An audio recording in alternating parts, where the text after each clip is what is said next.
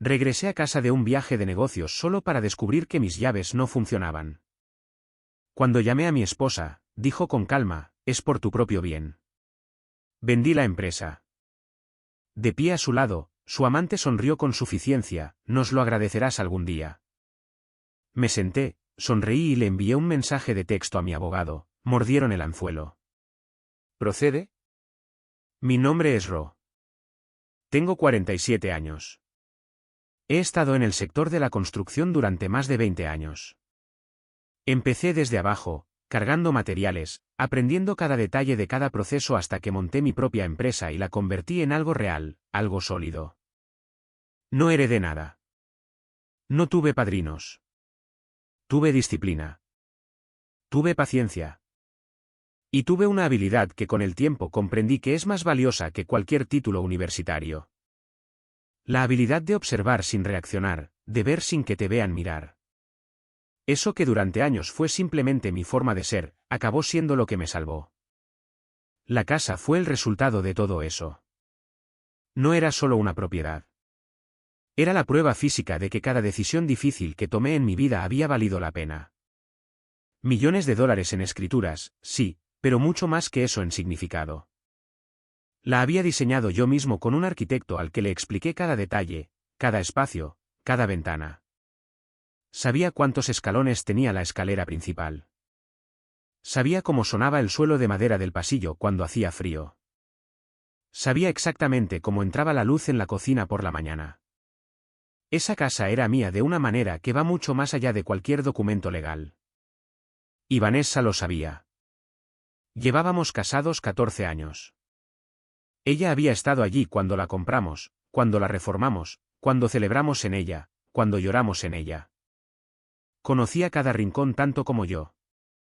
Por eso, cuando empezó a cambiar su actitud hacia la casa, lo noté. No de repente. Nunca es de repente. Siempre empieza lentamente, con pequeñas cosas que por separado no significan nada, pero que juntas forman un patrón que, si sabes leerlo, te dice exactamente lo que está pasando. La primera vez que algo me llamó la atención fue hace casi 6 meses. Vanessa me preguntó en un tono casual mientras desayunábamos cuánto creía que valía la casa en ese momento. Le dije que no lo sabía con exactitud, que el mercado había subido, que probablemente era más de lo que habíamos pagado por ella. Ella asintió, siguió bebiendo su café y cambió de tema. En ese momento, no le di ninguna importancia, pero lo registré porque lo registro todo.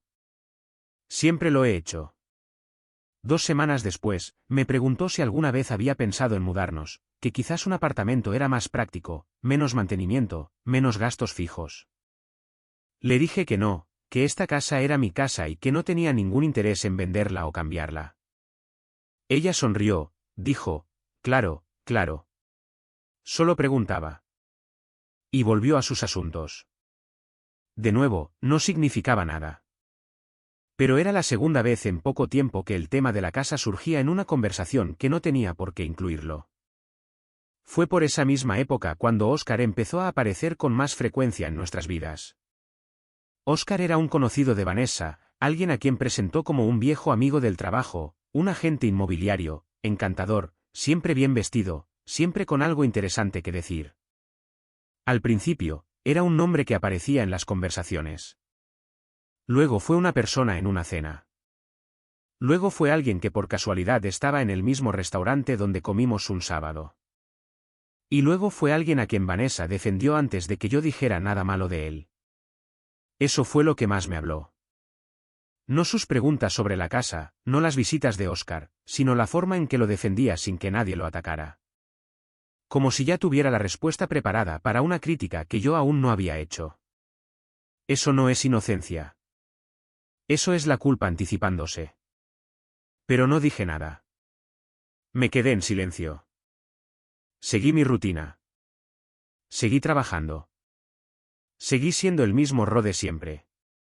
Porque ya había decidido que si algo estaba pasando, no iba a reaccionar con el corazón. Iba a actuar con la cabeza. Y para actuar con la cabeza, primero necesitaba saber exactamente hasta dónde estaban dispuestos a llegar. Lo que descubrí en las semanas siguientes superó todo lo que había imaginado. Durante años, pensé que conocía a Vanessa mejor que nadie en el mundo, y probablemente era cierto. Conocía la forma en que respiraba cuando estaba nerviosa. Conocía la forma en que apretaba los labios cuando quería decir algo pero decidía callar. Conocía el tono exacto que usaba su voz cuando mentía. El tono que suena demasiado tranquilo, demasiado controlado, como alguien que lee un texto que memorizó la noche anterior. 14 años de matrimonio te enseñan cosas que ningún detective privado podría descubrir porque provienen de la intimidad de los miles de pequeños momentos que construyen el retrato real de una persona. Y fue precisamente ese conocimiento, ese mapa detallado que tenía de ella, lo que me permitió ver lo que otros no habrían visto, lo que me permitió entender que algo había cambiado mucho antes de tener una sola prueba concreta. El primer momento en que dejé de dudar de mis instintos fue un martes por la tarde. Había llegado a casa antes de lo habitual. Una reunión cancelada en el último momento me dejó libre a las 4. Y en lugar de quedarme en la oficina, decidí volver. Entré sin hacer ruido, no porque quisiera sorprender a nadie, sino porque así es como entro siempre, sin anunciarme, sin dramas. Vanessa estaba en el salón con el teléfono en la mano. Y cuando me oyó llegar, lo guardó con una rapidez que no era natural. No lo apagó. No lo dejó sobre la mesa. Lo guardó en su bolsillo con un gesto preciso de quien cierra algo que no quiere que se vea. Me miró y sonrió. «Llegas pronto», dijo. Y yo dije que sí, que la reunión se había cancelado. Le pregunté con quién hablaba. Me dijo que con su hermana. Asentí. Fui a la cocina, me serví un vaso de agua, y mientras lo hacía, pensé en algo muy simple. Vanessa y su hermana Celia no se llevaban bien. Llevaban meses sin hablarse por un problema familiar que no vale la pena detallar. Era imposible que estuviera hablando con ella con esa sonrisa relajada, con esa actitud de quien acaba de tener una conversación agradable. Era imposible y ambos lo sabíamos. Aunque ninguno de los dos lo dijo. Esa noche, mientras ella dormía, me quedé despierto, no angustiado, no furioso, pensando, organizando todo lo que había observado en las últimas semanas como si fuera un expediente. Como si fuera un proyecto de construcción donde cada pieza tiene que encajar en el lugar correcto antes de levantar el siguiente muro. Las preguntas sobre el valor de la casa, las sugerencias de mudanza, las apariciones cada vez más frecuentes de Oscar, la forma en que lo defendía sin motivo, el teléfono guardado demasiado rápido, la llamada que cortó cuando entré en la habitación. Los fines de semana en los que de repente tenía compromisos que antes no existían. Por separado, cada cosa tenía una explicación razonable. Juntas, formaban algo que ya no podía ignorar. Al día siguiente, llamé a Alejandro. Alejandro ha sido mi abogado durante 12 años. Uno de esos hombres que piensa antes de hablar. Y cuando habla, dice exactamente lo necesario, nada más. Le conté lo que estaba observando sin dramatismo, como si estuviera describiendo un problema en una obra. Me escuchó en silencio, y cuando terminé, dijo algo que se me quedó grabado. Ro, si lo que sospechas es cierto, el error más caro que puedes cometer ahora es moverte demasiado pronto. Deja que avancen. Cuanto más avancen, más profundo caerán. No necesité que me lo dijera 2 veces. Volví a casa esa tarde con una decisión tomada. Iba a seguir siendo el mismo de siempre. Iba a levantarme a la misma hora, desayunar en la misma mesa, hablar de los mismos temas, reírme de los mismos chistes. Iba a ser tan normal, tan predecible, tan invisible en mi propia vida que Vanessa y quienquiera que estuviera con ella se iban a sentir completamente seguros.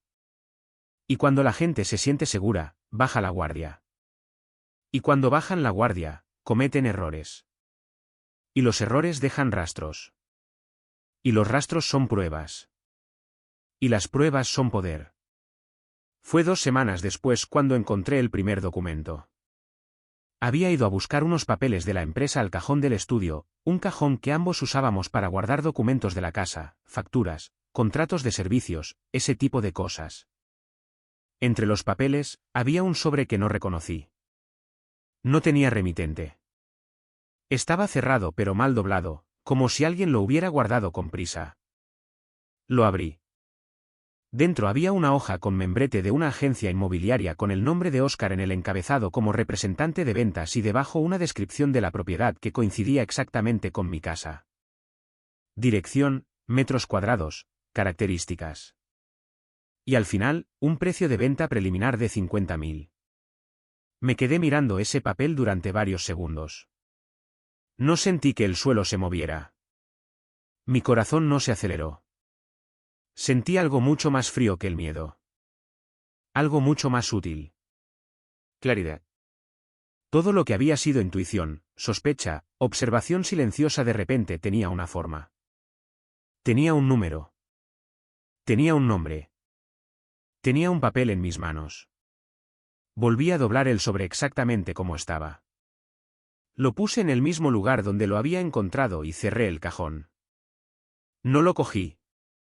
No lo fotografié en ese momento porque lo más importante no era ese papel. Lo más importante era lo que iba a venir después de ese papel y yo necesitaba estar preparado para recibirlo. Esa misma noche, volví a llamar a Alejandro. Le describí lo que había encontrado.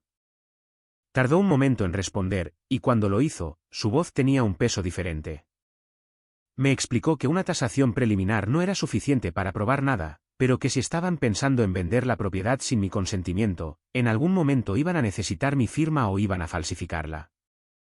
Y si la falsificaban, eso era un delito grave. Perseguible penalmente, consecuencias reales. Deja que lleguen a ese punto, me dijo. Deja que firmen. Deja que entreguen. Y cuando lo hagan, los tenemos. Los días siguientes fueron los más extraños de mi vida. Porque seguía viviendo en esa casa, durmiendo en esa cama, desayunando en esa cocina. Mientras por debajo de todo, fluía una corriente que ninguno de los dos nombraba. Vanessa estaba más atenta conmigo, más cariñosa, incluso de esa manera que en otro momento me habría parecido reconfortante, pero que ahora leía perfectamente. Era la amabilidad táctica de quien necesita que todo parezca normal mientras termina de ejecutar un plan. Yo correspondí con la misma moneda. Sonreí, pregunté cómo le había ido el día. Sugerí que saliéramos a cenar. Era una obra de teatro perfecta interpretada por dos personas que sabían exactamente lo que estaban haciendo. Aunque por razones completamente opuestas. Óscar apareció por casa un jueves por la tarde, supuestamente de visita. Tomamos un café los tres en el salón. Hablamos de cosas sin importancia, y yo lo observé con la misma atención con la que observo a alguien cuando estoy a punto de cerrar un trato. Lo que vi fue a un hombre que se creía más listo de lo que era, que sonreía demasiado, que miraba a Vanessa con una confianza que no correspondía a alguien que era solo un amigo. Y que me miraba a mí con una mezcla de lástima y superioridad que me decía todo lo que necesitaba saber sobre cómo me estaban viendo en ese plan. Yo era el obstáculo, el que no sospechaba, el que iban a apartar del camino sin que se diera cuenta. Cuando Óscar se fue, Vanessa dijo que era un hombre muy interesante. Yo dije que sí, que parecía conocer bien el mercado inmobiliario. Me miró un segundo más de lo normal y luego sonrió y se fue a la cocina. Ese segundo extra fue suficiente. Ella no esperaba que yo conectara esos puntos y yo, por supuesto, me aseguré de que siguiera sin esperarlo. Esa noche, a solas en el estudio, saqué un cuaderno y empecé a escribir fechas, conversaciones, detalles, todo lo que había observado desde el principio, ordenado cronológicamente con la precisión de quien sabe que algún día ese documento tendrá que sostenerse ante un juez. No era ira lo que sentía mientras escribía. Era algo parecido a la concentración que tengo cuando estoy resolviendo un problema técnico en una obra. Un problema que tiene una solución. Siempre tiene una solución, pero que exige que no te precipites, que no te saltes pasos, que confíes en el proceso. Todavía faltaban varias semanas para que mi llave dejara de abrir la puerta. Pero yo ya sabía que ese momento iba a llegar, y ya estaba preparado para ello. Hay algo que nadie te enseña sobre la traición. No te lo enseñan en la escuela. No te lo explican en ningún libro. No hay forma de prepararse teóricamente para ella, pero hay algo específico que descubres cuando la vives de cerca, cuando la observas desde dentro sin revelar que la estás viendo. La traición tiene una lógica. Tiene una progresión. Siempre empieza con algo pequeño, casi imperceptible, y crece de la misma manera que crece una grieta en un muro. Al principio, es un hilo fino que podrías ignorar. Luego es una línea que ya no puedes no ver. Y al final, es una fractura que compromete toda la estructura. Yo había visto ese proceso muchas veces en el trabajo, en materiales, en edificios, en proyectos que empezaban bien y terminaban mal porque alguien ignoró las primeras señales. Y ahora lo estaba viendo en mi propio matrimonio con la misma frialdad técnica con la que evaluaría cualquier estructura dañada. Sin dramatismo, sin negación, con los ojos bien abiertos. Retrocederé un poco más porque para entender lo que vino después, necesito contaros cómo era Vanessa antes de todo esto porque no siempre fue así o al menos yo no siempre la vi así. Cuando nos conocimos, ella tenía 29 años. Trabajaba en administración en una empresa de logística. Era organizada, directa, con un sentido del humor seco que me gustó desde el principio. No era una mujer de dramas, o eso pensaba yo. Con el tiempo, comprendí que no es que no tuviera dramas, sino que era muy buena guardándolos donde nadie pudiera verlos. Esa capacidad de contención, que al principio me pareció madurez, acabó siendo la misma herramienta que utilizó para construir una mentira paralela durante meses sin que yo, que vivía a su lado, pudiera verla por completo hasta que decidí buscarla. Los primeros años fueron buenos, no perfectos, ningún matrimonio lo es, pero sólidos. Construimos cosas juntos. Tomamos decisiones juntos. Cuando compré la casa, ella se implicó en cada detalle. Eligió los acabados de la cocina, decidió el color de las paredes del dormitorio principal. Pasó semanas buscando el tipo exacto de madera para los suelos. Era su casa tanto como la mía en el sentido emocional. Eso hizo que lo que estaba pasando fuera aún más difícil de procesar, no porque me rompiera, sino porque me obligó a aceptar que una persona puede estar completamente presente en tu vida durante años y al mismo tiempo estar construyendo una salida que nunca viste venir. El cambio, pensándolo ahora con distancia, comenzó hace aproximadamente un año. No fue un cambio drástico de actitud. Fue más sutil que eso. Vanessa empezó a hablar más a menudo de dinero. No de forma agresiva, no como alguien que pide algo, sino de forma reflexiva, casi filosófica. Decía cosas como que el dinero inmovilizado en propiedades era dinero que no estaba trabajando. Que había gente que vivía mucho mejor con menos cosas pero más liquidez. Que tener una casa tan grande para 2 personas era en cierto modo un exceso que no tenía sentido práctico. Yo la escuchaba, decía algo neutro y seguía con mis cosas. Pero lo registraba todo, cada comentario, cada frase que parecía casual pero que aparecía con demasiada frecuencia para serlo. Fue Diego, mi hermano, el primero que me dijo algo en voz alta. Diego tiene 43 años. Es más impulsivo que yo, menos paciente, pero tiene un instinto para leer a la gente que siempre he respetado.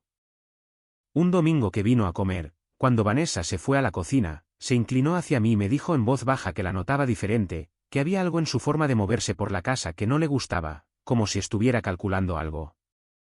Le dije que exageraba, no porque lo creyera, sino porque todavía no tenía nada concreto que mostrarle. Y Diego era el tipo de persona que con media información podía montar una escena que lo arruinaría todo. Así que lo tranquilicé, cambié de tema y también archivé eso en mi archivo mental. 3 semanas después de la comida con Diego, Vanessa me preguntó si tenía todos los documentos de la casa en orden. Le dije que sí, que estaban en el cajón del estudio como siempre. Asintió y dijo algo sobre que era bueno tener esas cosas organizadas, que nunca se sabía cuándo las ibas a necesitar. Una frase completamente normal en la superficie, pero era la tercera vez en poco tiempo que de alguna manera el tema de los documentos de la propiedad salía en una conversación que no tenía por qué incluirlos. La primera vez podía ser una coincidencia. La segunda, una posibilidad. La tercera ya no era ninguna de esas cosas. Decidí hacer algo que en su momento pareció pequeño pero que resultó ser fundamental. Fui al cajón, saqué todos los documentos de la casa, los fotografié uno por uno con mi teléfono y los guardé en una carpeta en la nube a la que solo yo tenía acceso. Escrituras, planos, registros de la propiedad, contratos de reforma, todo. No porque supiera exactamente lo que iba a pasar, sino porque tenía la sensación de que en algún momento esos documentos iban a importar, y quería tener mi propia versión de ellos que nadie pudiera alterar. Fue por esa misma época cuando empecé a notar algo en el comportamiento de Óscar que hasta entonces no había procesado del todo. Óscar no solo aparecía en nuestra vida social con más frecuencia. Óscar hacía preguntas que disfrazaba de conversación, pero que si las ponías juntas tenían una dirección muy clara. Una vez me preguntó con total naturalidad si la casa estaba a nombre de los dos o solo a mi nombre.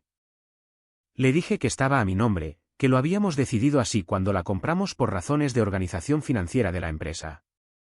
Asintió, dijo algo genérico sobre cómo cada familia maneja esas cosas de forma diferente y cambió de tema. Pero vi el destello, ese medio segundo en el que la información que acaba de recibir se registra y el cerebro la procesa antes de volver a la máscara de indiferencia. Lo vi y lo anoté. Esa noche volví a hablar con Alejandro. Le conté la pregunta de Óscar sobre la titularidad de la propiedad. Alejandro guardó silencio unos segundos y luego dijo algo que cambió por completo mi comprensión de la situación. Me explicó que si la propiedad estaba solo a mi nombre, para venderla legalmente, necesitaban mi firma en la escritura de compraventa. Que sin esa firma, ningún notario podría proceder. Que si estaban planeando lo que ambos ya sospechábamos, en algún momento iban a tener que falsificar mi firma. Y falsificar una firma en un documento de esa naturaleza en una transacción de casi 2 millones era un delito federal, no algo menor, no algo que se resolviera con una multa. Era tiempo de cárcel. Era un antecedente. Era el fin de la carrera de Óscar como agente inmobiliario. Era todo. Así que dejamos que lleguen a ese punto, dije. Exactamente, respondió Alejandro. Y mientras tanto, no tocas nada. No dices nada. No cambias nada. Sigues siendo el marido confiado que no sospecha absolutamente nada porque si se sienten observados, se detendrán, y si se detienen, no tenemos nada. Colgué el teléfono y me quedé un momento en silencio en el estudio. Pensé en Vanessa durmiendo en la habitación al final del pasillo. Pensé en la casa, en cada rincón que conocía de memoria. Pensé en los 14 años que habíamos construido juntos y en la forma en que los estaba utilizando, no como una historia, sino como una herramienta. Y sentí algo que tardé un momento en identificar. No era tristeza. No era ira. Era una especie de distancia fría, como cuando te paras en lo alto de un edificio que acabas de terminar y lo ves desde arriba por primera vez con total objetividad, sin la calidez de lo que costó construirlo. Era claridad absoluta. Y con esa claridad, tomé una decisión que mantuve sin fisuras desde ese momento hasta el día en que mi llave no abrió la puerta. Iba a dejar que terminaran. Iba a dejar que creyeran que habían ganado. Iba a dejar que llegaran hasta el último paso, hasta el momento en que no hubiera forma de deshacer lo que habían hecho. Y en ese preciso instante, cuando estuvieran seguros, cuando bajaran la guardia por completo, cuando creyeran que el juego había terminado y que habían salido victoriosos, iba a mostrar mis cartas de una sola vez, sin prisa, sin gritos. Con la calma de quien sabe desde hace semanas exactamente cómo termina la historia. Lo que aún no sabía era hasta dónde más estaban dispuestos a llegar. Y lo que descubrí en los días siguientes me demostró que la respuesta era mucho más lejos de lo que había imaginado. Hay un tipo de calma que no es paz, es otra cosa. Es la calma de quien está concentrado, que tiene un objetivo claro y sabe que cualquier movimiento en falso puede costarlo todo. Es la calma de un cirujano que tiene el bisturí en la mano y no puede permitirse temblar. Durante las siguientes semanas, viví en ese estado. Me levantaba cada mañana, desayunaba con Vanessa, hablaba de cosas sin importancia, respondía a sus mensajes con normalidad, y por debajo de todo, mantenía un registro constante, silencioso y meticuloso de todo lo que veía, oía e intuía. Era agotador de una manera que no tiene nada que ver con el cuerpo. Era el agotamiento de sostener dos versiones de ti mismo al mismo tiempo. La que el mundo ve y la que realmente está operando. Pero lo sostuve porque sabía que era temporal. Y porque sabía que al final, valdría cada segundo de esfuerzo. Fue durante ese tiempo cuando empecé a entender mejor la dinámica entre Vanessa y Óscar. No era una relación nueva. Eso fue lo primero que me quedó claro cuando empecé a prestar atención. De verdad, no era algo que hubiera empezado hacía 3 meses. No era un impulso reciente ni una distracción pasajera. Era algo que tenía estructura, tenía historia, tenía una forma de funcionar que solo se construye con el tiempo. La forma en que se miraban cuando pensaban que no los estaba viendo. La forma en que terminaban las frases del otro. La facilidad con la que se movían en la misma conversación sin necesitar aclaraciones. Todo eso hablaba de meses, quizás más. Y eso, que en otro contexto podría haberme destruido emocionalmente, en ese momento simplemente añadió un dato más al expediente. Un dato importante porque cambiaba la escala de lo que estaban planeando. Esto no era una decisión tomada en un momento de debilidad. Era un plan construido con tiempo, con cálculo, con intención. Y eso significaba que tenía que ser igual de meticuloso en mi respuesta. Un miércoles por la tarde, Vanessa me dijo que iba a salir con unas amigas. Se arregló más de lo habitual. Se puso un perfume que no usaba para salidas normales y se fue con una sonrisa demasiado ligera para alguien que solo iba a tomar algo con amigas. Me despedí con un beso en la mejilla y esperé 20 minutos. Luego salí. No la seguí. No era necesario, ni era lo que Alejandro había recomendado. Lo que hice fue algo mucho más simple y mucho más efectivo. Fui al cajón del estudio donde había encontrado el sobre con la tasación inmobiliaria, y esta vez lo miré más de cerca. El sobre original seguía allí, pero ahora había algo más. Una hoja doblada y medio metida debajo de una carpeta de facturas que no estaba allí la última vez que revisé. La saqué con cuidado. Era un borrador. Un borrador de un contrato de compraventa con el nombre de la propiedad, con la dirección, con un precio acordado de 1.980.000. Y al final, en el espacio donde debería ir la firma del vendedor, había un nombre escrito a mano. Mi nombre, Ro, con una firma debajo que intentaba parecerse a la mía, pero que cualquier perito calígrafo desmontaría en menos de 10 minutos. Me quedé mirando esa hoja durante un tiempo que no pude medir. Era la prueba, no una sospecha, no una intuición, no una cadena de coincidencias que pudieran interpretarse de varias maneras. Era un documento físico con mi nombre falsificado vinculado a una transacción de casi 2 millones de dólares en el cajón de mi propio estudio. Lo fotografié desde 5 ángulos diferentes. Lo volví a doblar exactamente como estaba. Lo puse exactamente donde lo había encontrado y lo dejé allí. Llamé a Alejandro esa misma noche. Cuando le describí lo que había encontrado, hubo un silencio en la línea que duró varios segundos. Luego me dijo con una calma que ya conocía, Ro, esto es muy serio. Esto ya no es una sospecha de infidelidad o una disputa matrimonial. Esto es un delito. Falsificación de firma en una escritura de compraventa. Fraude inmobiliario. Estamos hablando de consecuencias penales reales para ambos. Le pregunté qué necesitábamos. Me dijo que necesitábamos dejar que el proceso avanzara lo suficiente para que no pudieran argumentar que era solo un borrador, un documento de práctica, un malentendido. Necesitábamos que la firma falsificada apareciera en un documento formal presentado ante un notario con una transacción real en curso. Cuando eso ocurra, me dijo, no hay defensa posible. Le pregunté cuánto tiempo creía que faltaba. Dijo que probablemente no mucho. Que si ya tenían un borrador con la firma, el siguiente paso era formalizarlo. Que lo más probable es que estuvieran esperando un momento en que yo estuviera fuera de la ciudad para mover los papeles con más tranquilidad. Le dije que, de hecho, tenía un viaje de negocios programado para dentro de 2 semanas a una ciudad a 4 horas de distancia, 3 días fuera. Alejandro se tomó un momento y luego dijo, perfecto. Ese es el momento que van a usar, y ese es el momento que vamos a aprovechar. A partir de esa conversación, el plan tomó una forma concreta. Alejandro contactó a un perito calígrafo de confianza y le envió fotografías de mi firma real tomadas de documentos legales anteriores para que tuviera una base de comparación lista. También contactó a un investigador al que se le encargó documentar los movimientos entre Vanessa y Oscar durante esos días sin que ninguno de los dos lo supiera. No era espionaje sin fundamento. Era construcción de pruebas dentro de un marco legal que Alejandro conocía perfectamente. Cada paso que dimos estaba diseñado para que pudiera sostenerse en un proceso judicial sin ninguna objeción. Yo, por mi parte, hice algo que en su momento me costó más de lo que esperaba.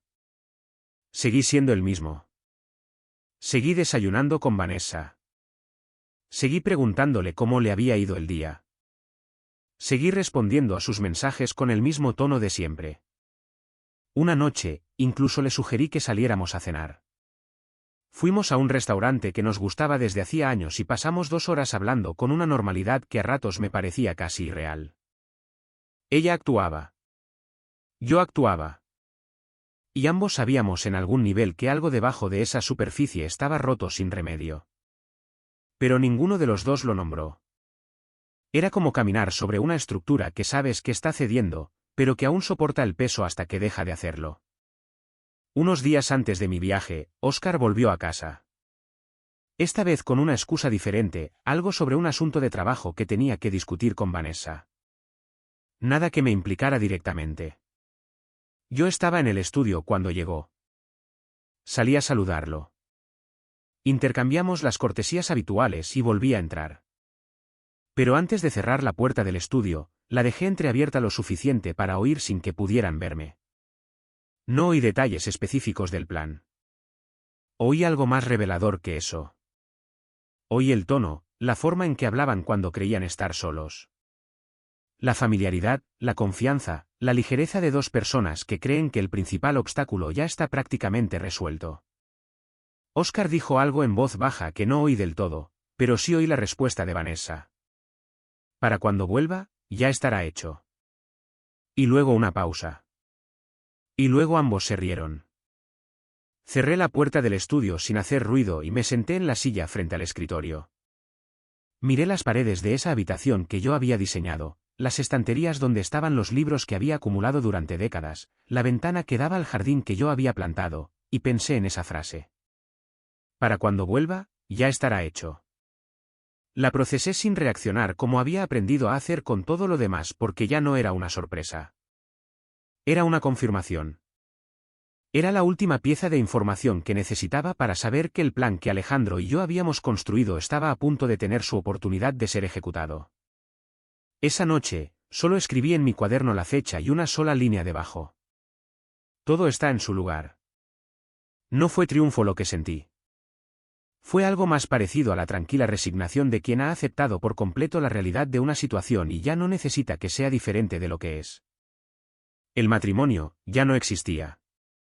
Eso era un hecho que había digerido en silencio durante semanas. La casa, el dinero, la transacción ilegal, todo eso tenía una solución legal. Lo que no tiene solución es el tiempo.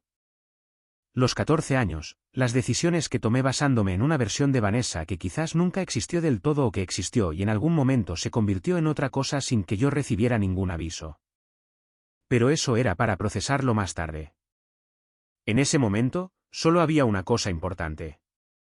El viaje era en 4 días.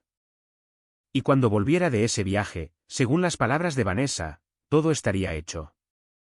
Lo que ella no sabía era que yo también estaría preparado y que todo lo que ellos creían haber construido en secreto lo habíamos estado documentando durante semanas antes con precisión, con paciencia, con cada detalle en su lugar. El momento que habían planeado como su victoria era exactamente el momento que Alejandro y yo habíamos elegido como nuestro. En unos días, la llave no iba a abrir la puerta. El día antes de mi viaje, hice algo que Vanessa no esperaba. Y eso, pensándolo ahora, fue quizás el movimiento más importante de todo el proceso. No fue un movimiento dramático. No fue una confrontación, ni una revelación, ni ninguna de esas cosas que las películas te hacen creer que son los momentos decisivos. Fue algo mucho más silencioso que todo eso. Me levanté temprano, antes de que ella se despertara. Fui al estudio, abrí el cajón y saqué el borrador del contrato con mi firma falsificada. Lo fotografié una vez más, esta vez con mejor luz, con más detalle, asegurándome de que cada elemento del documento fuera perfectamente legible en las imágenes. Luego lo volví a poner en su sitio, cerré el cajón y fui a prepararme un café como cualquier otra mañana. Cuando Vanessa bajó a desayunar, yo ya estaba sentado en la mesa con el periódico abierto y la taza en la mano. Me sonrió. Le devolví la sonrisa. Me preguntó a qué hora me iba al día siguiente. Le dije que temprano, que tenía una reunión a las 10 en el hotel y necesitaba llegar con tiempo. Asintió, dijo algo sobre que le avisara cuando llegara y siguió con su desayuno.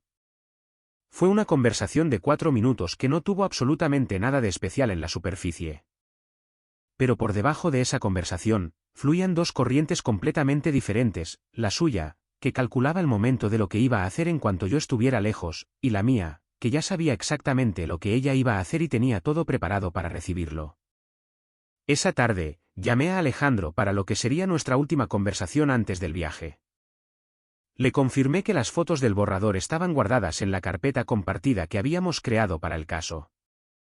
Le confirmé que el investigador seguía activo y documentando movimientos y le pregunté si todo estaba listo por su parte. Alejandro dijo que sí, que el perito calígrafo tenía el material de comparación.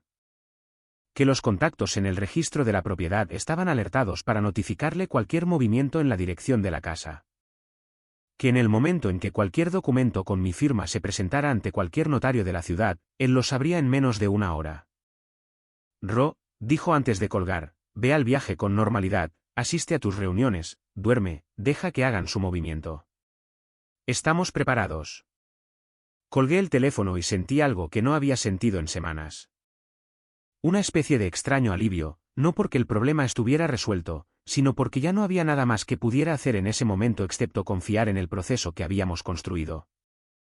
Hay una libertad particular en ese estado cuando has hecho todo lo que dependía de ti y el siguiente movimiento le toca al otro lado. Es una libertad tensa, vigilante, pero libertad al fin y al cabo. Salí de viaje al día siguiente en el primer vuelo de la mañana. Llegué al hotel, me registré, dejé mi equipaje en la habitación y fui directamente a la primera reunión. Fueron 3 días de trabajo real, reuniones con clientes, revisión de proyectos, decisiones que había que tomar en persona. Me concentré en eso con toda la atención que merecía, no como una distracción, sino porque era mi trabajo, y mi trabajo siempre había sido lo que me mantenía en pie cuando todo lo demás temblaba. Hubo momentos, especialmente por la noche en el hotel, en los que el peso de la situación se hizo más presente. No el dolor, eso ya lo había procesado. Era más la extrañeza de saber que mientras yo estaba sentado en la habitación de un hotel revisando planos a horas de distancia, alguien estaba usando mi nombre para firmar documentos que yo nunca autoricé. Alejandro me llamó al segundo día. Eran las 3 de la tarde y yo estaba entre reuniones. Respondí de inmediato. Me dijo que había movimiento. Que esa mañana se había presentado ante un notario de la ciudad un contrato de compraventa de la propiedad con todas las firmas requeridas, incluida la mía. Que el documento estaba siendo procesado, que el perito ya había hecho una comparación preliminar con las muestras que teníamos y que la conclusión era clara, la firma no era mía. Que el proceso que habíamos preparado estaba en marcha. Me dijo que no hiciera nada todavía. Que volviera como estaba previsto. Que llegara a la casa como si no supiera nada. Que dejara que la escena se desarrollara. Porque necesitábamos que estuvieran presentes. Que estuvieran confiados, que no hubiera ambigüedad sobre quién era responsable de lo que acababa de ocurrir. Colgué el teléfono y me senté un momento en el pasillo del edificio donde había sido la reunión. Había gente pasando, conversaciones a mi alrededor, el ruido normal de un lugar de trabajo, y yo estaba allí en silencio con el teléfono en la mano pensando en una cosa, estaba hecho. Habían cruzado la línea de no retorno. Ya no era una sospecha ni un borrador ni una intención. Era un hecho consumado, documentado, registrado ante notario, con una firma falsa en un contrato de casi $2 millones. Y lo teníamos todo. Esa noche en el hotel, no dormí mucho. No por ansiedad, sino por algo diferente. Más como la adrenalina contenida de quien está al borde de un momento que sabe que lo cambiará todo. Repasé mentalmente cada parte del proceso, cada documento, cada fotografía, cada conversación que había grabado, cada movimiento que el investigador había documentado. Todo estaba en orden. Todo estaba en su lugar. Lo que iba a pasar al día siguiente no era una reacción impulsiva ni una venganza emocional. Era la conclusión lógica de semanas de trabajo silencioso y meticuloso. Era la última pieza de una estructura que habíamos construido con la misma precisión con la que construyo cualquier otra cosa en mi vida. Al tercer día, terminé mis reuniones antes de lo previsto y tomé un vuelo de vuelta a media tarde. Durante el vuelo, no escuché música. No leí nada. No intenté distraerme. Simplemente miré por la ventana con una claridad mental que no había tenido de esa manera en semanas. Pensé en todo lo que había pasado desde esa primera pregunta de Vanessa sobre el valor de la casa en ese desayuno que en su momento me había parecido sin importancia. Pensé en cada señal que había registrado, cada decisión que había tomado, cada conversación con Alejandro. Pensé en Óscar y en esa mirada de superioridad que tenía cuando me miraba. La sonrisa de quien cree que la otra persona no sabe nada. Y pensé en Vanessa, en 14 años, en todo lo que habíamos construido juntos y en la forma fría y calculada en que había decidido desmantelarlo. No sentí ira en ese vuelo. Lo digo en serio. Ya no la tenía. La ira es para cuando no sabes qué hacer con lo que está pasando. Yo sabía exactamente qué hacer y lo estaba haciendo. El avión aterrizó a las 6 de la tarde. Tomé un taxi desde el aeropuerto. Durante el trayecto, Vanessa me envió un mensaje preguntando si ya había llegado. Le respondí que sí, que estaba de camino a casa. Ella respondió con un emoji de corazón. Lo guardé en el teléfono. Era, sin que ella lo supiera, otra pieza de documentación, la prueba de que en el momento en que la transacción ilegal ya estaba consumada, ella seguía manteniendo la fachada de normalidad con su marido. El taxi me dejó a una manzana de la casa. Caminé el tramo final con mi maletín en la mano al mismo ritmo de siempre, sin prisas. Vi la casa desde la esquina, iluminada desde dentro, con un aspecto completamente normal. Vi que el coche de Óscar estaba aparcado frente a la entrada, lo cual no me sorprendió. Era lógico que estuviera allí. Era el momento que ambos habían estado esperando. El momento en que el plan estaba completo, cuando la transacción había avanzado, cuando lo que durante semanas había sido una operación secreta estaba a punto de convertirse en un hecho irreversible. O eso creían ellos.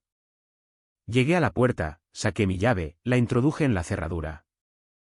No giró. Me quedé un segundo frente a la puerta de mi propia casa con una llave que había abierto esa cerradura durante 14 años sin ningún problema. Y sentí el momento exacto en que todo lo que habíamos construido juntos terminó de derrumbarse.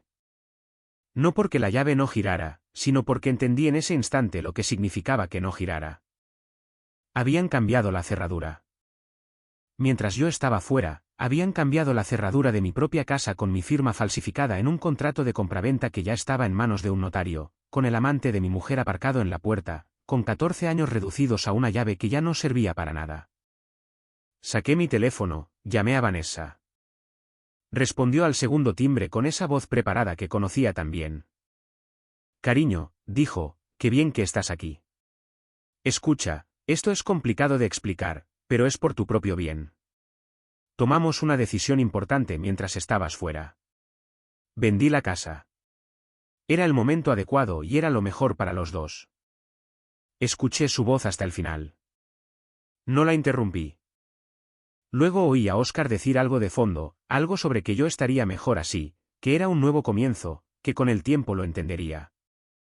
Dos personas explicándome con una calma que solo proviene de la certeza de haber ganado, que me habían quitado mi casa, mi propiedad, mi dinero con mi nombre falsificado en un trozo de papel. Y sonreí. Bajé los escalones de la entrada, caminé hasta el banco de la plaza frente a la casa, me senté y saqué mi teléfono. Abrí el chat con Alejandro y escribí una sola línea. Cayeron en la trampa. Procede con todo. Lo envié. Vi el doble check, y me quedé sentado en ese banco, mirando la fachada de mi casa, iluminada desde dentro, completamente tranquilo, mientras Alejandro empezaba a poner en marcha todo lo que habíamos preparado durante semanas. Hay momentos en la vida que parecen salidos de una película, pero cuando los vives desde dentro, no tienen nada de cinematográfico. Son silenciosos, son fríos, son casi aburridos en su precisión. Estaba sentado en un banco de madera en la plaza frente a mi casa con mi maletín apoyado en el suelo a mi lado, mirando la fachada iluminada de una propiedad que llevaba mi nombre en las escrituras y que en ese momento otro creía haberse apropiado. No había música de fondo, ni lluvia dramática. Estaba el sonido normal de una calle a las 7 de la tarde, algunos coches pasando, una pareja paseando un perro, el ruido lejano de algo en una cocina, y yo allí sentado con mi teléfono en la mano esperando la respuesta de Alejandro. Tardó 4 minutos en responder. 4 minutos que pasé mirando la ventana del primer piso donde podía ver la silueta de Vanessa moviéndose dentro, 4 minutos en los que procesé con una calma que todavía me sorprende cuando lo recuerdo, todo lo que estaba a punto de ponerse en marcha. Cuando el teléfono vibró, la respuesta de Alejandro fue breve. 3 palabras, ya está en marcha. Y supe que todo lo que habíamos construido durante semanas acababa de dejar la fase de preparación y había entrado en la fase de ejecución. Lo que Vanessa y Oscar no sabían, lo que ninguno de los dos podría haber imaginado porque nunca consideraron que yo pudiera estar un paso por delante, era la escala de lo que Alejandro había activado con esas 3 palabras. No era una simple reclamación. No era una carta de un abogado que llegaría en unos días y que podrían intentar negociar. Era un proceso simultáneo en varios frentes que Alejandro había preparado con una meticulosidad que yo había aprendido a respetar en 12 años de trabajo con él. Mientras yo estaba sentado en ese banco, en ese preciso momento, estaban ocurriendo varias cosas a la vez. El primero de esos movimientos fue una denuncia penal formal por falsificación de documento público y fraude inmobiliario presentada esa misma tarde ante las autoridades competentes acompañada del informe del perito calígrafo que confirmaba que la firma en el contrato de compraventa no era mía. Con las fotografías del borrador que había encontrado en el cajón como prueba adicional y con un registro de actividad notarial que documentaba la presentación del contrato esa misma mañana. No era una amenaza. Era una denuncia completa con pruebas presentada por un abogado que conocía cada paso del proceso. El segundo movimiento fue una medida cautelar sobre la propiedad solicitada con urgencia ante el registro correspondiente que bloqueaba cualquier transferencia de titularidad mientras el proceso penal estuviera en curso. Eso significaba que aunque el contrato se hubiera presentado ante un notario, aunque la firma falsificada estuviera en el papel, la casa no podía ser transferida legalmente a ningún nombre mientras esa medida estuviera activa. La transacción que Vanessa y Oscar creían haber completado estaba en ese mismo momento congelada. El tercer movimiento fue algo que Alejandro había sugerido y que al principio me había parecido excesivo, pero que luego comprendí que era fundamental. Había contactado al comprador, la persona o entidad que había acordado adquirir la propiedad a través de Oscar. Les había informado por los canales legales correspondientes de que la transacción estaba siendo investigada por el uso de una firma falsificada y que cualquier pago realizado bajo ese contrato podría verse comprometido en el proceso judicial. No era una acusación contra el comprador. Era una notificación. Y esa notificación tuvo el efecto inmediato de paralizar cualquier transferencia de dinero que estuviera pendiente. Me quedé en el banco unos 20 minutos más. En algún momento, Vanessa me llamó. Dejé que sonara. Luego me envió un mensaje preguntando dónde estaba, por qué no subía, que teníamos que hablar. No respondí. Entonces Oscar, desde dentro de mi casa, asomó la cabeza por la ventana y me vio sentado en el banco. Me miró con una expresión que no pude leer del todo en ese momento, pero creo que era de confusión. No encajaba en el guión que habían preparado. El marido que descubre que ha sido excluido de su propia casa se supone que reacciona. Grita, llora, golpea la puerta, hace algo visible, algo que los ponga a ellos en control de la situación. Yo no hice nada de eso. Estaba sentado en un banco, tranquilo, con mi maletín a mi lado, mirando la fachada de la casa con una expresión que para ellos debió ser completamente incomprensible. Esa incomprensión era parte del plan, no de una manera calculada en ese momento específico, sino como una consecuencia natural de lo que habíamos construido. Cuando alguien reacciona de una manera completamente diferente a la que esperabas, cuando una víctima no se comporta como una víctima, empieza la duda. Y la duda hace que la gente cometa errores adicionales, que diga cosas que no debería, que llame a gente que no debería, que mueva papeles que no debería mover. Y cada uno de esos movimientos adicionales era otra capa de pruebas que se acumulaba sobre todo lo que ya teníamos. Me levanté del banco cuando ya era completamente de noche. Cogí mi maletín, llamé a un taxi y me fui a un hotel a 3 kilómetros de la casa. No porque no tuviera dónde ir. Tenía la llave de la oficina. Tenía la llave de la casa de Diego. Tenía opciones. Fui al hotel porque era el entorno más neutral, el más controlado, el que me permitía tener la claridad mental que las siguientes horas iban a requerir. Pedí una habitación, subí, me di una ducha, pedí algo al servicio de habitaciones y me senté frente a la ventana con mi teléfono en la mano, esperando actualizaciones de Alejandro. La primera llegó a las 9:30 de la noche. La denuncia había sido recibida y registrada. El número de caso ya existía. Eso significaba que a partir de ese momento, Vanessa y Oscar tenían un caso penal abierto en su contra con pruebas documentadas presentadas por un abogado con experiencia en este tipo de casos. No era algo que pudieran ignorar, retrasar indefinidamente o hacer desaparecer con una conversación. Era real. Tenía un número. Tenía un expediente. Tenía consecuencias. La segunda actualización llegó sobre las 11. La medida cautelar sobre la propiedad había sido aceptada provisionalmente. La casa estaba bloqueada. No se podía procesar ninguna transferencia.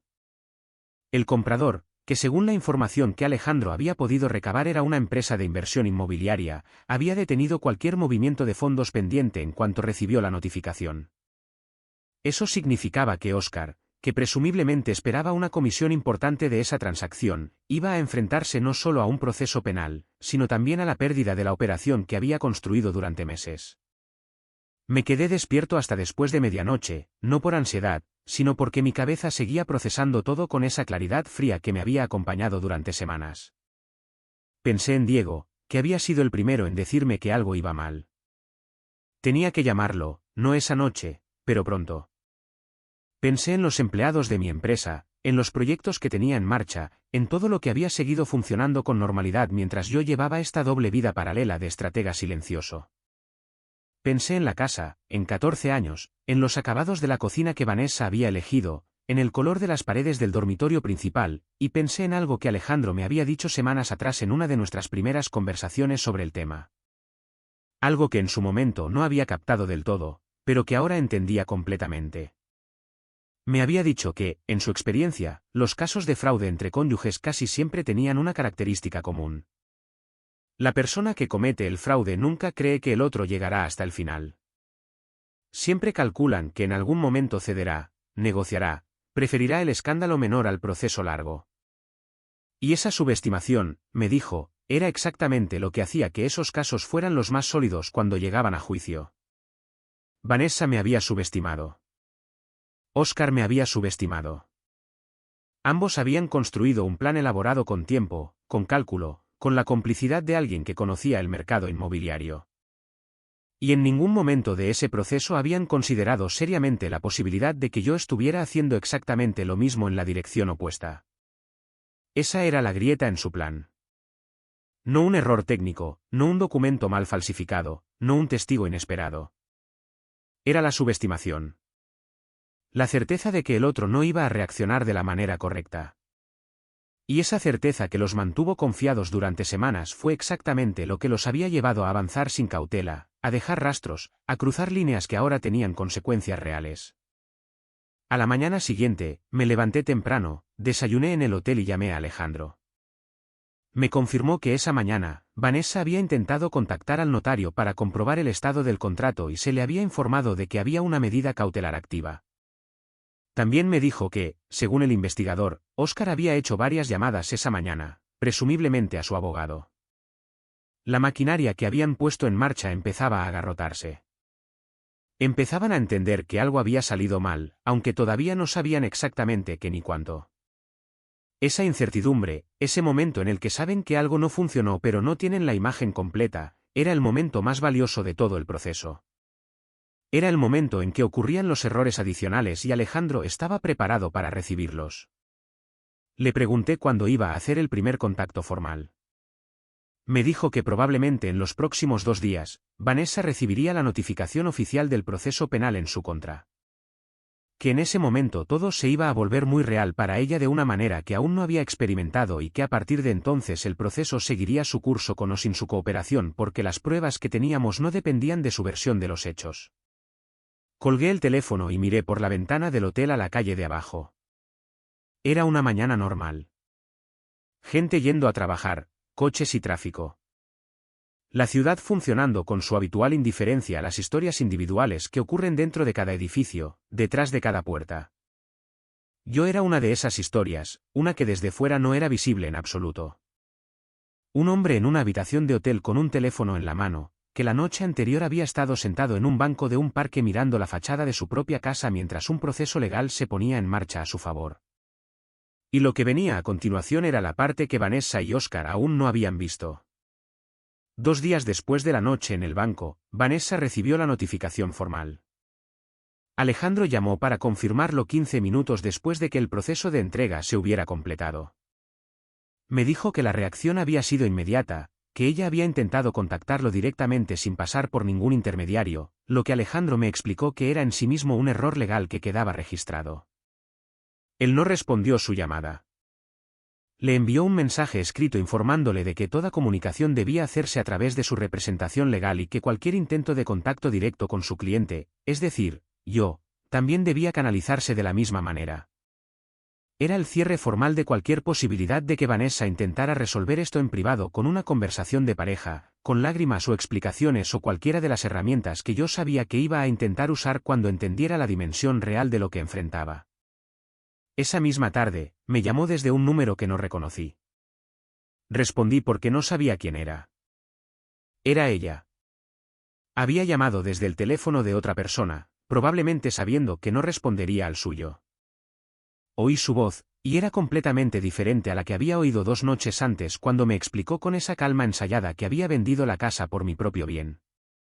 Ahora, era una voz asustada. No el miedo performativo de quien quiere generar lástima, sino el miedo real de quien acaba de entender que la situación en la que se encuentra es mucho más grave de lo que calculó. Me dijo que teníamos que hablar, que había cometido un error enorme, que podíamos resolverlo entre nosotros, que no tenía sentido llevar esto a los tribunales, que debía pensar en lo que habíamos construido juntos, que todavía podíamos encontrar una salida. La escuché hasta el final sin interrumpir. Y cuando terminó de hablar, le dije con la misma calma con la que había manejado todo desde el principio, que lamentablemente el tiempo de resolver esto entre nosotros había pasado. Que ese momento existió durante semanas mientras yo observaba en silencio lo que estaba sucediendo. Y que en ninguno de esos días ella había elegido detenerlo. Que ahora el proceso estaba en manos de las instituciones correspondientes. Y que ya no dependía de ninguna decisión mía. Colgué, no con ira, no con satisfacción, sino con una tranquila frialdad de quien está cerrando un capítulo que ya estaba terminado mucho antes. Lo que no le dije en esa llamada, porque no era el momento, ni era necesario, era lo que Alejandro me había explicado esa mañana sobre la magnitud real de las consecuencias que enfrentaban. Oscar, como agente inmobiliario registrado, se enfrentaba no solo al proceso penal por falsificación y fraude, sino también a una denuncia ante el organismo regulador de su actividad profesional, lo que significaba la posible pérdida de su licencia. Para alguien cuyo negocio dependía enteramente de esa licencia, eso era el fin de su carrera tal como la conocía. No era una consecuencia menor que pudiera absorber y seguir adelante. Era la destrucción de todo lo que había construido profesionalmente causada directamente por una decisión que había tomado creyendo que era inteligente y no tenía riesgos reales. Vanessa, por su parte, se enfrentaba al proceso penal con una exposición significativa. Alejandro me explicó que en casos de este tipo, donde la firma falsificada aparece en un documento de compraventa de alto valor presentado ante notario con pruebas documentadas de preparación previa, el cargo legal que se aplica no es menor. No era algo que pudiera resolverse con una disculpa o un reembolso. Era un proceso que iba a quedar en su historial independientemente de cómo terminara y que en el mejor de los casos para ella implicaba consecuencias civiles y económicas considerables. Durante esos días, me quedé en el hotel. No porque no pudiera volver a la casa. La medida cautelar no me impedía acceder a mi propia propiedad, sino porque necesitaba el espacio mental que me daba ese entorno neutral. Llamé a Diego. Le conté todo con calma, desde el principio hasta donde estábamos en ese momento. Hubo un largo silencio cuando terminé de hablar. Luego me dijo que lo había sabido, que algo le había dicho que algo iba mal y que se alegraba de que hubiera manejado las cosas como lo había hecho y no de otra manera. Le di las gracias. Le dije que en los próximos días iba a necesitar su ayuda con algunos asuntos prácticos. Aceptó sin hacer más preguntas. Eso es lo valioso de un hermano que te conoce de verdad. Alejandro y yo nos reunimos en persona por primera vez desde que todo había comenzado en su oficina una mañana de esa misma semana. Fue una reunión larga de casi 3 horas donde revisamos cada elemento del caso con la meticulosidad de quien está construyendo algo que tiene que ser sólido desde los cimientos. El informe del perito calígrafo era concluyente. Había analizado 9 puntos específicos de comparación entre mi firma real y la firma falsificada en el contrato. Y en los 9, había diferencias técnicas objetivas y medibles. No era una opinión. Era una conclusión pericial que podía sostenerse en cualquier instancia judicial. El registro de actividad del investigador cubría 23 días de seguimiento documentado con fechas, horas, lugares y descripciones de las reuniones entre Vanessa y Oscar durante el periodo previo a la transacción. No era una historia construida sobre sospechas. Era un registro objetivo de movimientos y reuniones que demostraba la coordinación entre ambos durante el proceso de planificación del fraude. Eso era relevante porque establecía la premeditación y la premeditación es un elemento que agrava significativamente la situación legal de ambos. Las fotografías del borrador del contrato con la firma falsificada tomadas antes de que el documento final se presentara al notario demostraban que la falsificación no había sido un error de última hora o una confusión, sino algo que se había preparado y revisado con antelación. Había un proceso. Había una intención. Había tiempo invertido en construir algo ilegal con plena conciencia de que era ilegal. Alejandro me miró al final de la reunión y dijo algo que no olvidé. Me dijo que en su carrera había llevado muchos casos complicados, pero que rara vez veía a alguien en la posición en la que yo estaba que hubiera descubierto una situación de este tipo y en lugar de reaccionar emocionalmente hubiera tomado la decisión de construir el caso de la manera correcta. Desde el primer momento. Me dijo que esa decisión era la razón por la que ahora teníamos un expediente que era prácticamente imposible de desmontar. Le di las gracias. Le dije que había aprendido hace mucho tiempo que las decisiones tomadas con la cabeza fría duran más que las tomadas con el estómago caliente. Asintió y dijo que ojalá más gente entendiera eso antes de que fuera demasiado tarde. Fue durante esa semana cuando empecé a procesar algo que había mantenido debajo de toda la concentración táctica de las semanas anteriores, la parte personal, los 14 años, lo que significaba disolver un matrimonio de esta manera. No con una conversación difícil, no con una separación acordada, sino con un proceso penal, con abogados, con documentos, con un expediente que iba a existir para siempre. No era lo que había imaginado para esa etapa de mi vida. Nadie imagina algo así. Pero hay una diferencia entre lo que imaginas y lo que encuentras. Y la única respuesta inteligente a esa diferencia es adaptarse a lo que es real y no quedarse paralizado en lo que esperabas. Llamé a un amigo de muchos años, Carlos, que había pasado por un divorcio complicado unos años atrás y que era una de las pocas personas con las que podía hablar de estas cosas sin filtros. Le conté lo esencial. Me escuchó con la atención de quien reconoce el peso de lo que está oyendo porque lo ha llevado él mismo. Cuando terminé, dijo algo simple que se me quedó. El dolor de esto no desaparece porque hayas manejado bien la situación. Son dos cosas separadas. Puedes haber ganado el juego y aún así tener que procesar lo que perdiste. Tenía razón. Y esa conversación fue probablemente la primera vez en semanas que dejé de operar en modo estratégico y me permití simplemente sentir el peso de lo que estaba viviendo sin analizarlo, sin convertirlo en datos para el expediente.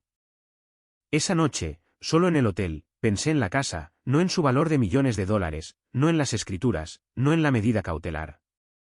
Pensé en la casa como un lugar, en el jardín que había tardado 3 años en encontrar el equilibrio adecuado. En la escalera con sus 17 escalones que conocía de memoria, en la luz de la mañana en la cocina, en todos los momentos que habían ocurrido dentro de esas paredes que ahora solo existían en la memoria. Porque el contexto en el que habían ocurrido ya no existía. Eso sí dolió, no con la intensidad aguda de una herida nueva, sino con la densidad sorda de algo que sabes que va a llevar tiempo resolver por completo. Y lo acepté, porque negar el dolor no lo elimina. Simplemente lo desplaza a un momento posterior donde aparece con más fuerza y menos preparación. Al día siguiente, me levanté, desayuné, llamé a Alejandro y seguí construyendo lo que quedaba por construir porque el proceso legal seguía en curso y requería mi atención, porque mi empresa seguía funcionando y requería mi presencia. Porque la vida no se detiene mientras procesas las cosas difíciles. Y la única forma real de superarlas es seguir avanzando con la misma consistencia con la que construiste todo lo que intentaron quitarte. Todavía quedaba la parte más visible de todo esto. La parte que Vanessa y Oscar aún no habían enfrentado del todo. La parte que iba a definir las consecuencias finales de cada decisión que habían tomado. Y esa parte estaba a punto de comenzar. El día que Vanessa y Oscar se presentaron ante las autoridades para dar su versión de los hechos fue un martes por la mañana. Yo no estuve allí. No era necesario que estuviera. Alejandro me había explicado desde el principio que mi presencia en ese momento no añadía nada al proceso y que era mucho más inteligente dejar que el expediente hablara por sí mismo sin darles la oportunidad de convertir un procedimiento legal en una confrontación personal donde las emociones pudieran contaminar lo que se había construido con tanta precisión. Así que ese martes, yo estaba en mi oficina revisando planos para un proyecto que tenía que entregar esa semana, haciendo exactamente lo que había hecho durante todo el proceso. Seguir funcionando con normalidad mientras las cosas que se habían puesto en marcha seguían su curso sin necesitar mi intervención constante. Alejandro me llamó a las 2 de la tarde. Me dijo que el procedimiento había durado unas 3 horas, que Vanessa había llegado con un abogado que claramente no tenía suficiente experiencia en casos de esta naturaleza, algo que se notó desde el primer momento en la forma en que intentó presentar la defensa. Que Oscar había llegado con otro abogado separado, lo cual era en sí mismo una señal interesante porque significaba que los dos ya no operaban como un equipo unificado, sino que cada uno pensaba en su propia protección individual. Esa fractura entre ellos era algo que Alejandro me dijo que era completamente esperado. Cuando un plan ilegal empieza a desmoronarse, la solidaridad que existía durante la construcción del plan desaparece con una rapidez sorprendente. De repente, cada persona recuerda que tiene sus propios intereses que proteger y que el otro es, en última instancia, alguien que puede convertirse en un problema adicional si no se maneja correctamente. La versión que Vanessa presentó, según me contó Alejandro con el detalle que pudo compartir en ese momento, se construyó en torno a una idea central que era legalmente débil desde el principio. Que ella había creído tener autorización implícita para llevar a cabo la transacción. Que había habido conversaciones entre nosotros sobre la posibilidad de vender la propiedad y que la firma en el documento había sido un malentendido en la cadena de comunicación con el notario. Era una defensa que habría tenido alguna posibilidad en un caso donde las pruebas fueran ambiguas. En un caso donde teníamos el borrador con la firma de práctica, el informe pericial con 9 puntos de diferencia documentados, el registro de 23 días de actividad coordinada entre ella y Oscar, y la cronología completa de cada movimiento desde las primeras preguntas sobre el valor de la casa. Esa defensa no tenía dónde sostenerse. La versión de Oscar fue diferente en su construcción, pero igualmente frágil en su fundamento. Intentó posicionarse como un profesional que había actuado de buena fe con la documentación que se le había presentado. Que su papel había sido el de un intermediario y que no tenía forma de verificar la autenticidad de cada firma en cada documento que manejaba en el curso de su trabajo. Era una defensa que habría tenido más sentido si no existiera el registro de sus movimientos, si no existieran las conversaciones documentadas, si no existiera la pregunta que me había hecho en mi propia sala de estar sobre la titularidad de la propiedad. Cada elemento que intentó usar para distanciarse del fraude tenía una prueba específica que lo contradecía. Alejandro me dijo que el abogado de Oscar se había dado cuenta de esto bastante rápido y que en algún momento durante el procedimiento había pedido un receso que duró más de lo habitual. Escuché todo esto sentado en mi oficina con los ojos en los planos que tenía en el escritorio, pero con mi atención completamente en la voz de Alejandro. Cuando terminó de darme el resumen, le pedí su evaluación del estado del caso. Me dijo algo que guardé cuidadosamente. Ro, el caso es sólido, pero quiero ser honesto contigo, porque siempre lo he sido. Los procesos legales de esta naturaleza no son rápidos. Pueden llevar meses. Pueden llevar más tiempo. Lo que te puedo decir con certeza es que la posición en la que estás ahora con las pruebas que tenemos es una posición de fuerza real, no de ventaja relativa, de fuerza real. Le di las gracias, colgué y me senté un momento en silencio, mirando los planos en el escritorio. Lo que vino en las semanas siguientes fue un proceso que tenía la extraña textura de las cosas importantes que se mueven lentamente. No hubo grandes revelaciones diarias, ni momentos dramáticos que marcar en el calendario. Hubo audiencias que se programaron y se celebraron. Hubo documentos que se presentaron y se revisaron. Hubo intercambios entre abogados que Alejandro me resumía con la eficiencia de quien sabe exactamente qué información es relevante para su cliente y qué es ruido de fondo. Y por debajo de todo eso, hubo una negociación que empezó a tomar forma unas 6 semanas después del primer procedimiento. El abogado de Vanessa contactó a Alejandro con una propuesta. Era una propuesta exploratoria inicial del tipo que se hace cuando se ha evaluado la fuerza del caso contrario y se ha llegado a la conclusión de que un juicio completo hasta el final no va a ser favorable. La propuesta incluía el reconocimiento de la responsabilidad en los términos civiles del caso, la renuncia a cualquier reclamación sobre la propiedad, el compromiso de cubrir los costes legales generados y una serie de condiciones adicionales que Alejandro me presentó con su análisis adjunto. Me dijo que era un primer movimiento, que no era la propuesta final, y que teníamos margen para responder desde una posición de fuerza. Le dije que procediera según su criterio legal, que confiaba en su evaluación del proceso, y que no tenía ningún interés en prolongar esto más de lo necesario, pero tampoco en aceptar condiciones que no reflejaran la realidad de lo que había sucedido.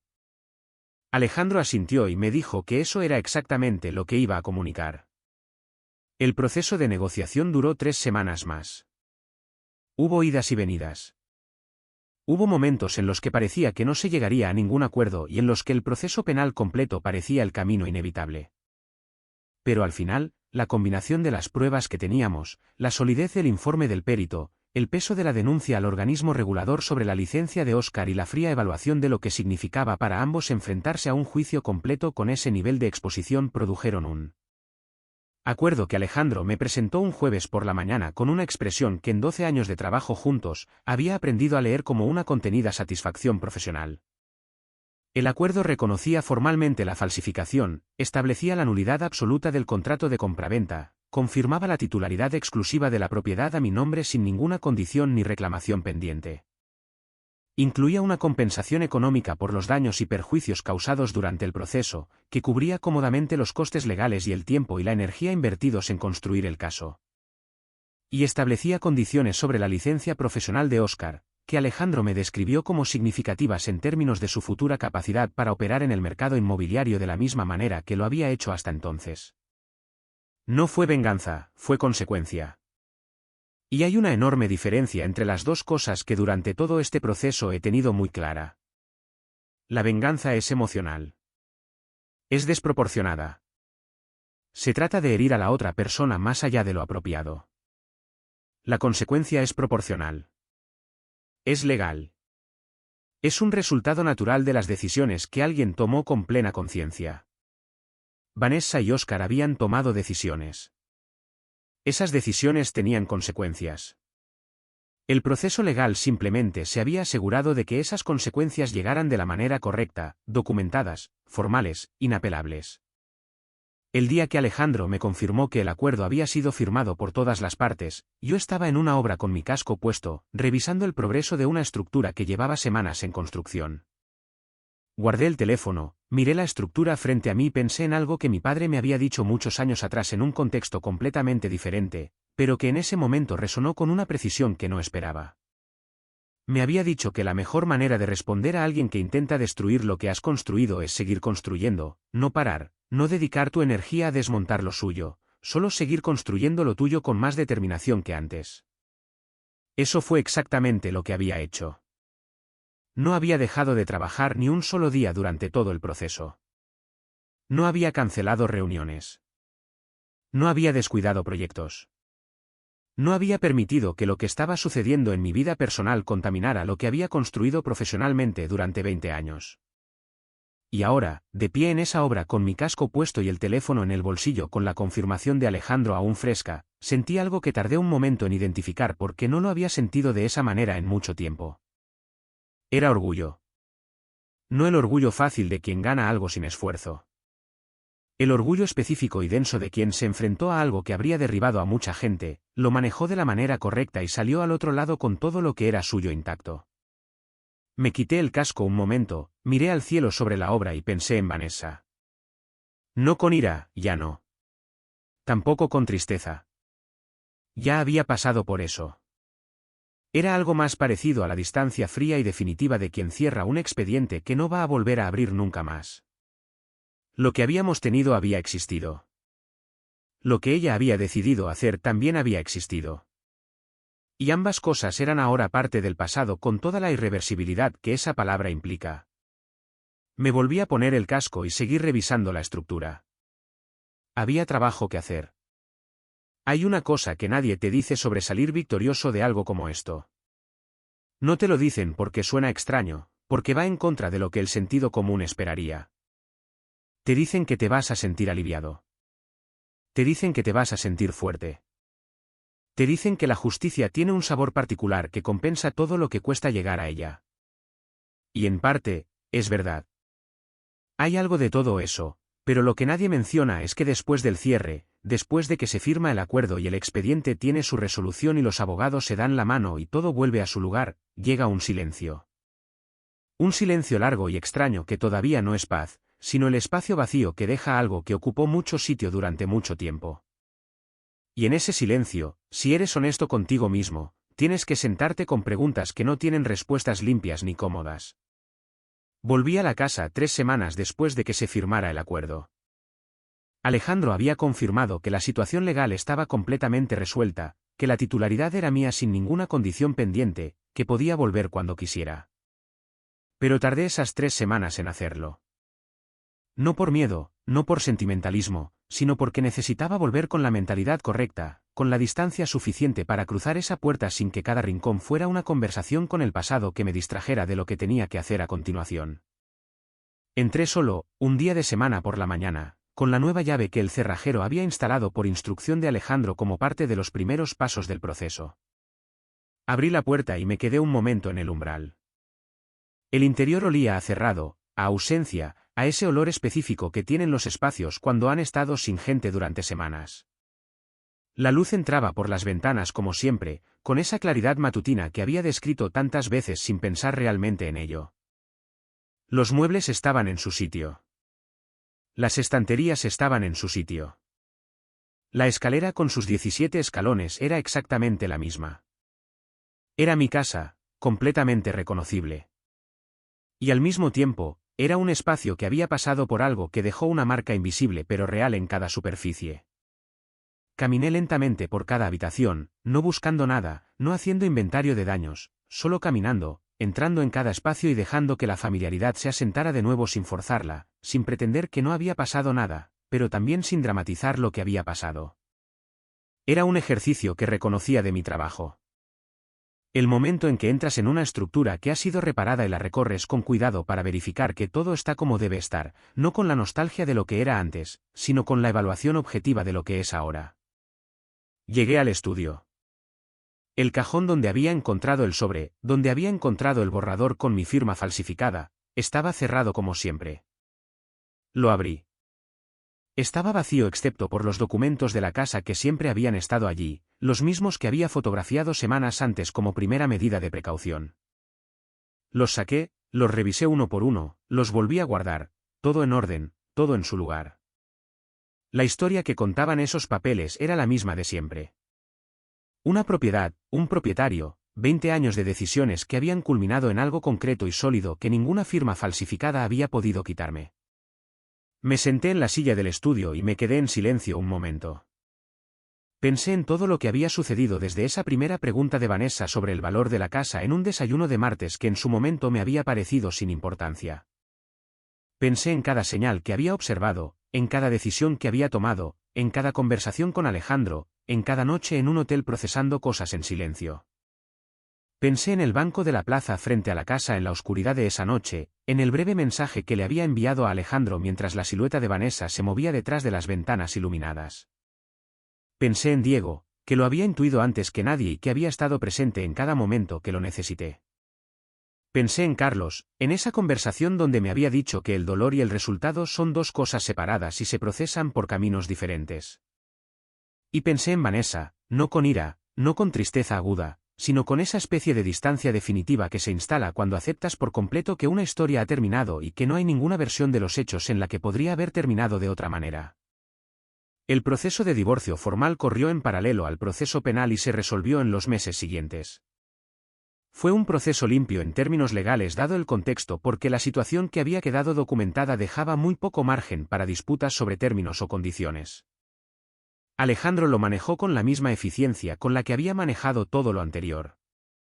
Al final de ese proceso, Yo era un hombre de 47 años, propietario de una casa de $2 millones con una empresa en funcionamiento, con 20 años de trabajo sólido a mis espaldas y con un expediente que demostraba que cuando alguien intenta quitarte lo que es tuyo. La respuesta correcta no es la más ruidosa, sino la más inteligente. Oscar perdió su licencia inmobiliaria por un periodo que Alejandro me describió como lo suficientemente largo como para que su reputación en el mercado quedara permanentemente comprometida. No supe más de él después de eso. No necesité saberlo. Su historia dejó de ser relevante para la mía en el momento en que se firmó el acuerdo y cada consecuencia de sus decisiones quedó formalmente establecida. Vanessa se mudó a otra ciudad. Lo supe a través de Diego, que a su vez se había enterado por un conocido común, no porque yo estuviera buscando.